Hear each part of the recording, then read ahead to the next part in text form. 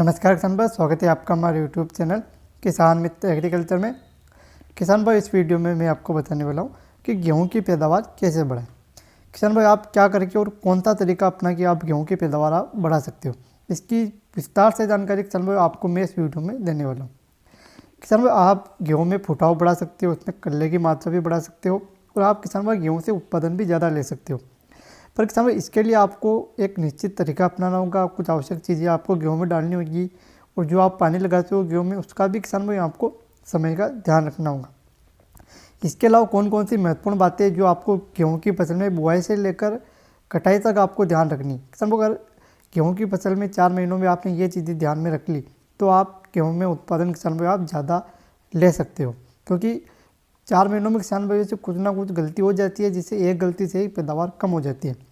इस वीडियो में आपको शुरू से लेकर अंत तक की सारी जानकारी आपको इस वीडियो में देने वाला हूँ कि आपको कौन सी चीज़ों का ध्यान रखना है, क्या क्या चीज़ें आपको डालनी है, कैसे कैसे आपको पिलाई करनी है, कौन से उर्वरक देने हैं और क्या क्या आपको बातें ध्यान रखनी है, जिससे कि आगे चल के आपकी गेहूँ की पैदावार अधिक हो। तो किसान भाई, इसकी जानकारी के लिए किसान भाई आपसे निवेदन है कि आप वीडियो पूरा देखें। और किसान अगर आप पहली बार हमारे यूट्यूब चैनल पर आए और अभी तक आपने हमारे चैनल सब्सक्राइब नहीं किया है तो नीचे स्क्रीन पर दिया लाल अक्षर के बटन दबा के आप हमारे यूट्यूब चैनल सब्सक्राइब जरूर कीजिए और उसके बाद में घंटे वाला निशान है उसको भी जरूर दबाएं, जिससे कि आपको खेती संबंधी सभी वीडियो सबसे पहले हमारे यूट्यूब चैनल पर मिल जाएंगे। और वीडियो को लाइक ज़रूर कीजिए। तो चलो बात करते हैं किसान भाई गेहूँ की खेती की। किसान भाई, गेहूँ की खेती में उत्पादन किसान भाई आप बढ़ा सकते हो, लेकिन जाने अनजाने में किसान भाई कुछ गलतियाँ कर बैठते हैं और उससे गेहूँ का उत्पादन कम हो जाता है। तो अब आपको कौन कौन सी बातें ध्यान रखनी है। तो सबसे महत्वपूर्ण बात किसान भाई, जब भी आप गेहूँ की बुआई करें, अगर आपने गेहूँ की बुआई कर दी है तो कोई बात नहीं, और अगर आप गेहूँ की बुआई करने वाले हो तो एनपीके का कॉम्बिनेशन शुरुआती अवस्था में उसको जरूर दें। मतलब कि एनपीके 12-32-16 या फिर आप डीएपी दे सकते हो किसान भाई। डीएपी के साथ म्यूरेट पोटास वो आपको जरूर डालना है। किसान भाई क्या करते हैं कि डीएपी डाल देते हैं लेकिन पोटास नहीं डालते। इससे क्या होता है कि शुरुआती अवस्था में तो कुछ नहीं होता है, लेकिन अगर 2-3 साल लगातार आप पोटास नहीं डालोगे तो आगे चल के आपको किसान भाई पैदावार में थोड़ी बहुत कमी देखने को मिलेगी। तो आपको शुरुआती अवस्था में ये कार्य आपको करना है।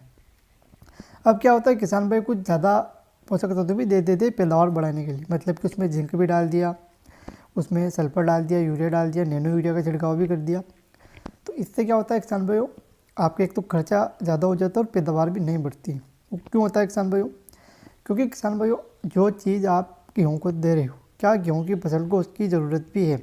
आप जिंक डाल रहे हो, पर जिंक की ज़रूरत अगर गेहूँ की फसल को नहीं है तो वो गेहूँ की फसल उस जिंक को लेती नहीं है, वो आपकी मिट्टी में ऐसे बेकार हो जाता है। गेहूँ उसी चीज़ को लेता है जिसको उसकी ज़रूरत होती है। अगर आपने यूरिया डाल दिया, उसके बाद आपने नैनो यूरिया भी डाल दिया, तो इससे क्या होता है, नाइट्रोजन की अधिकता हो जाती है। गेहूँ का पौधा उतनी नाइट्रोजन लेता है जितना उसको ज़रूरत है, बाकी की नाइट्रोजन आपके ऐसे बेकार होती है। और अगर ज़्यादा मात्रा में नाइट्रोजन हो जाती है तो ये भी आपके गेहूँ की फसल को नुकसान पहुँचाती है। तो यहाँ गलती किसान भाई कर देते हैं कि वो क्या करते हैं, पोषक तत्व डालते हैं लेकिन ज़्यादा डाल देते हैं। जिंक भी डाल दिया, यूरिया, नैनो यूरिया सभी डाल दिया। आपको वही चीज़ डालनी है किसान भाई जिसकी गेहूँ के पौधे को ज़रूरत है। आप खेत में जाए, गेहूँ की इन पत्तियों को देखें, क्या इसमें वाकई जिंक की कमी है। अगर जिंक की कमी आपको लग रही है कि जिंक की कमी है तभी आप जिंक डालें। अगर उसमें जिंक की कमी नहीं है तो आप इसमें जिंक ना डालें। इससे क्या होगा, आपकी व्यर्थ का खर्चा होगा और आपके पैदावार में भी आपको बढ़ोतरी देखने को नहीं मिलेगी, क्योंकि उसको जिंक की कमी नहीं है तो वो जिंक लेगा ही नहीं।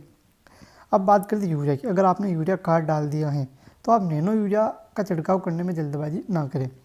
अगर आप नैनो यूरिया का छिड़काव कर रहे हो तो जब गेहूँ की फसल बड़ी हो जाए, दूसरा पानी लगा रहे हो, तब आप नैनो यूरिया का छिड़काव कर सकते हो किसान भाइयों, क्योंकि आपने यूरिया के माध्यम से उसको नाइट्रोजन की पूर्ति कर दी है।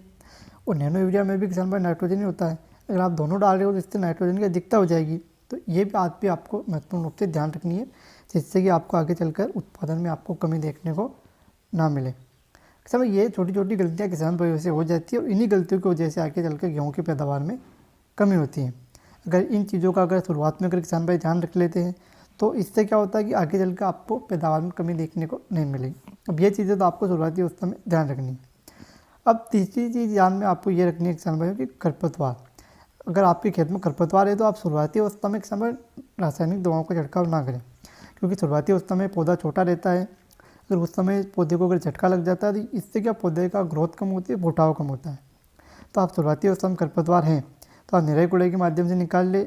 और अगर कम खरपतवार है तो जब आप दूसरा पानी लगा तो उस समय आप दवाई का छिड़काव करें, जिससे कि फसल को एक झटका ना लगे और खरपतवार भी खत्म हो जाए। तो ये चीज़ भी आपको ध्यान में रखनी है। अब बात करते हैं आवश्यक पोषक तत्व कौन से डालें।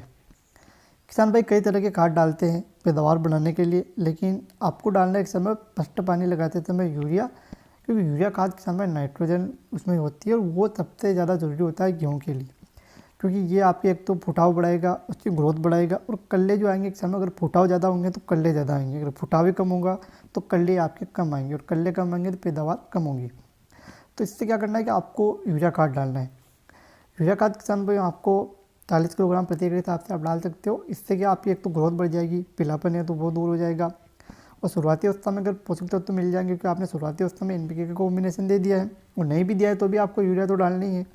तो इससे एक तो फुटाव बढ़ेगा तो किसान भाई गेहूँ के कल्ले ज़्यादा मात्रा में आएंगे और आपके उत्पादन भी अधिक होगा। तो ये चीज़ आपको ध्यान रखनी है। और अगर पहला पानी लगाने में किसान भाई आप जल्दबाजी ना करें, क्योंकि कई बार क्या होता है एक किसान जल्दी पहला पानी लगा लेता है तो दूसरा भी जल्दी लगा लेता है। किसान आप अपनी मिट्टी के हिसाब से पहला पानी लगाएं। अगर आपकी मिट्टी काली मिट्टी है तो आप थोड़े दिन रुककर पहला पानी लगा सकते हो। अगर आपकी लाल मिट्टी है, ढलान वाली मिट्टी है, पानी कम ठहरता है, उसमें आपको जल्दी पानी लगाने की आवश्यकता होती है। आपको पहला पानी अगर किसान भाई आप जल्दी लगा देते हो तो इससे भी पैदावार में आपको थोड़ी बहुत कमी देखने को मिलेगी, क्योंकि गेहूँ को निश्चित समय पर पानी की आवश्यकता होती है तो आपको समय पर ही पानी की पूर्ति करनी होती है। अगर आपने पहले कर दिया उसको पानी की ज़रूरत ही नहीं है तो ये आपको नहीं करना है। आपको पहला पानी मिट्टी की ज़रूरत के हिसाब से लगाना है। 20 से 25 दिन बाद आप गेहूँ में पहला पानी लगा सकते हो। ये चीज़ें किसान भाई आपको ध्यान में रखनी है। अगर ये कुछ महत्वपूर्ण चीज़ें अगर आप ध्यान में रखते हो तो आगे चल के आपके उत्पादन अधिक होगा, फुटाव अच्छा आएगा, कल्ले अधिक होंगे, कल्ले अधिक होंगे तो आपकी पैदावार बढ़ेगी। तो ये कुछ छोटी छोटी बातें अगर आप ध्यान में रख लो तो आगे चल के आपको गेहूँ में पैदावार में कमी देखने को नहीं मिलेगी। तो धन्यवाद किसान भाई, मिलते हैं नई वीडियो में नई जानकारी के साथ। तब तक के लिए आप हमारे यूट्यूब चैनल सब्सक्राइब करके जरूर रखें, जिससे कि आपको खेती से संबंधित सभी वीडियो सबसे पहले हमारे यूट्यूब चैनल पर मिल जाएंगे। धन्यवाद।